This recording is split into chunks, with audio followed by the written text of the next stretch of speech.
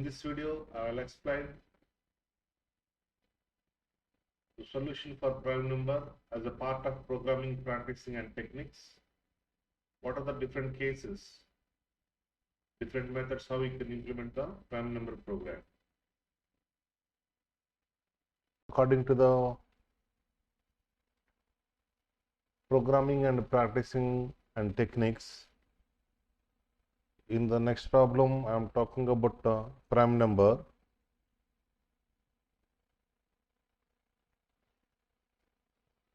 The definition for prime number is if the number having only two factors, 1 and then itself, it's called a prime. The number which is having only two factors, it's called a prime. For example, if I am taking the number as 7, so I can consider the factors from 1 up to n value, that is a 7.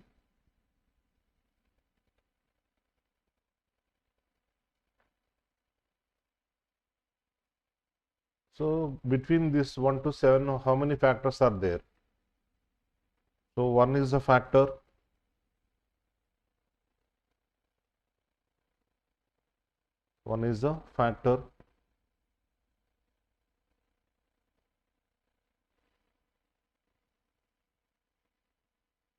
remaining 2,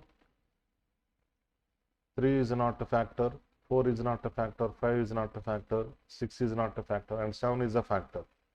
So here the factors count is a 2. If the factors count is a 2, then it's a prime.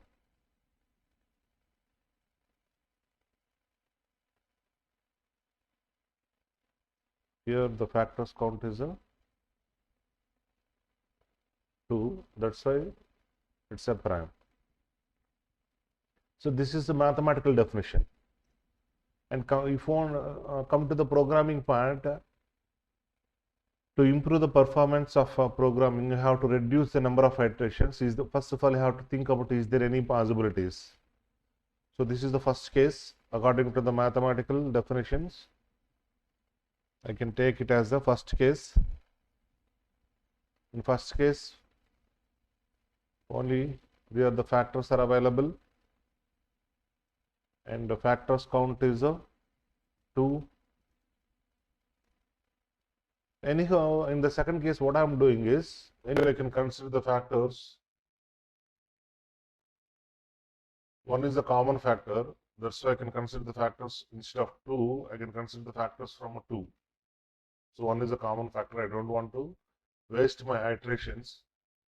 So 2, 3, 4, 5, 6, 7. In this case, how many factors are there? 2 is not a factor, 3 is not a factor, and 4 is not a factor, and 5 is not a factor, 6 is not a factor, only 7 is a factor. That means you can compare the factors count with 1, then only it's called a prime. And come to the next one, case 3.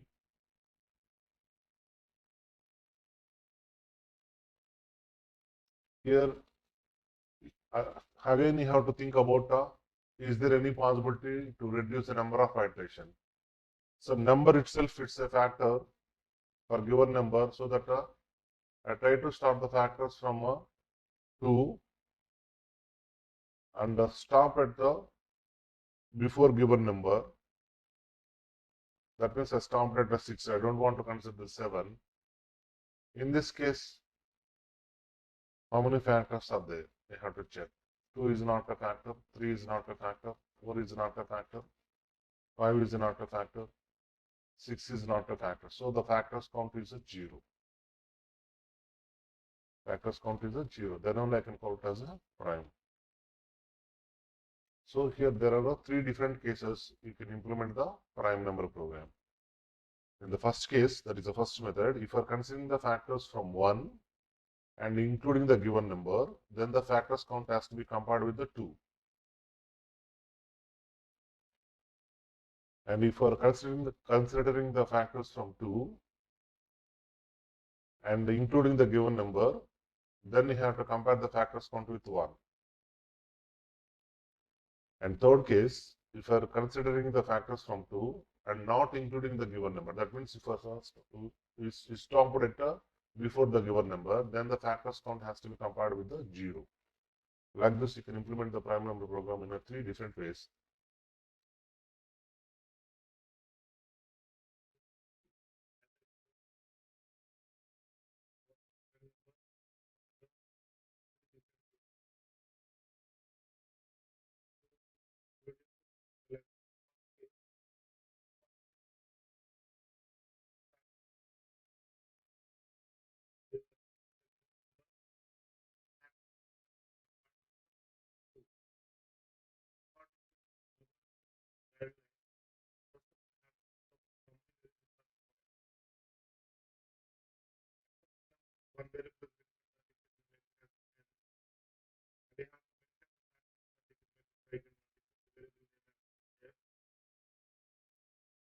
And based on what condition we decide whether the number is a prime or not, that is a factors count.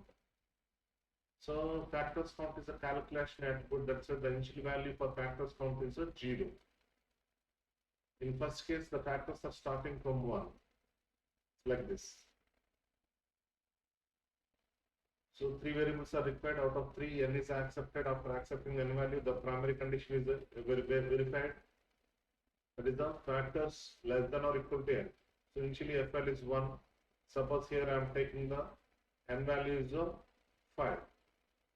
So 1 less than or equal to 5, the primary condition is satisfied. After that, the next one is n modulus secondary condition. N modulus f equal to 0. That means 1 is a factor for 5 or not, they have to verify. If it is a factor, factors count is incremented, and after that the factor is incremented. Even if it is a factor for n or not, it goes in no direction, and the factors are definitely either true or false. The factors must be incremented, then only the primary condition stop at a particular value. That means once the factors reach the 6, it will stop, it goes in no direction, and the factors count has to be compared with the 2. Why it's a 2? In the first case, you are considering the factors 1 and then given number. There are 2 factors for a given number, then only it's called prime. Same thing, just here you can take a flowchart, dry run. After accepting a number, initially f value is 1, 1 less than or equal to 5. 1 less than or equal to 5. And 5 modulus 1 equal to 0, it's a true. And then factors count is incremented. That is once the secondary condition is satisfied, then the factors count has to be incremented. After that, the factors are incremented. So factors once it's incremented, it goes to the 2 less than or equal to 5. The condition is true. 5 modulus 2 equal to 0. 5 modulus 2 equal to 0 is a false. Why? Because if you divided 5 with the 2, we are getting the remainder is 1, not 0. That's why it's a false. So if it is a false, factors count is not incremented. And next you go for a 2 plus 1, that is a 3.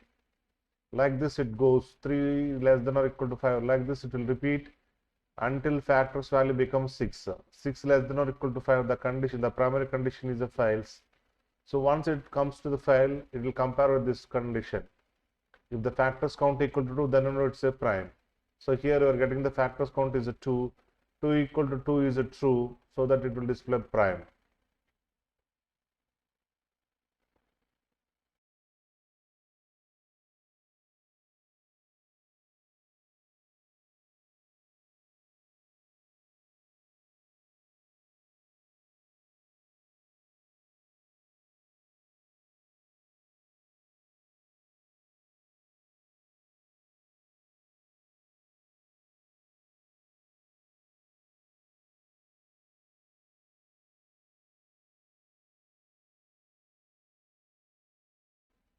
Primary number program, case 2.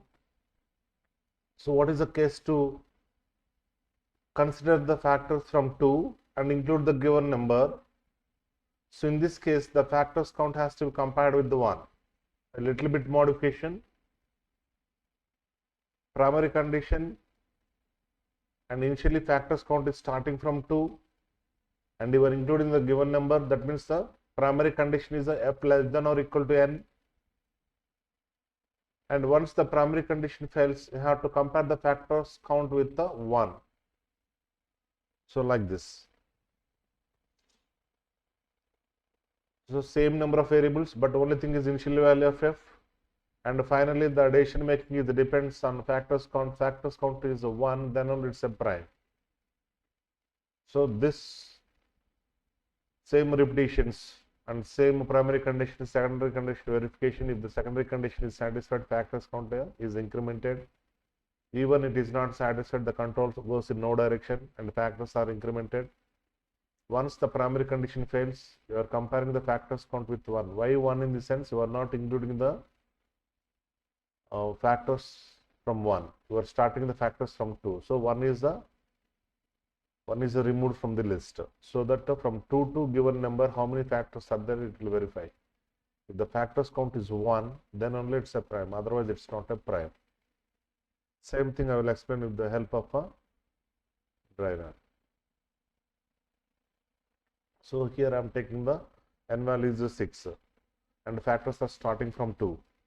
See here, 2 less than or equal to 6. The primary condition is verified. 6 modulus 1 equal to 0. The secondary condition also verified.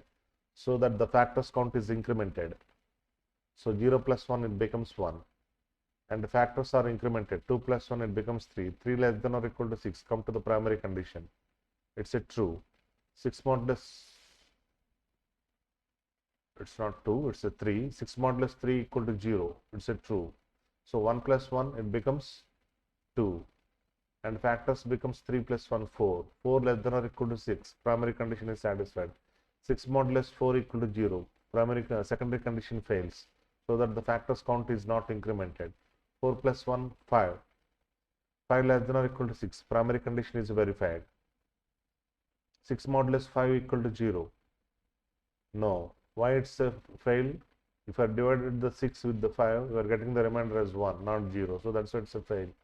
So that factors count is not incremented. 5 plus 1, it becomes 6. So 6 less than or equal to 6. Primary condition is a success. 6 modulus 6 equal to 0. Secondary condition also success. Already in the previous steps, the factors count is a 2. 2 plus 1, it becomes 3. Next factors are incremented. 6 plus 1, it becomes a 7.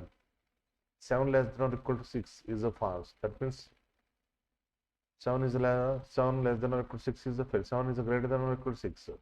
So it won't goes for these steps. Directly it comes to factors count equal to 1. Now the factors count is a 3.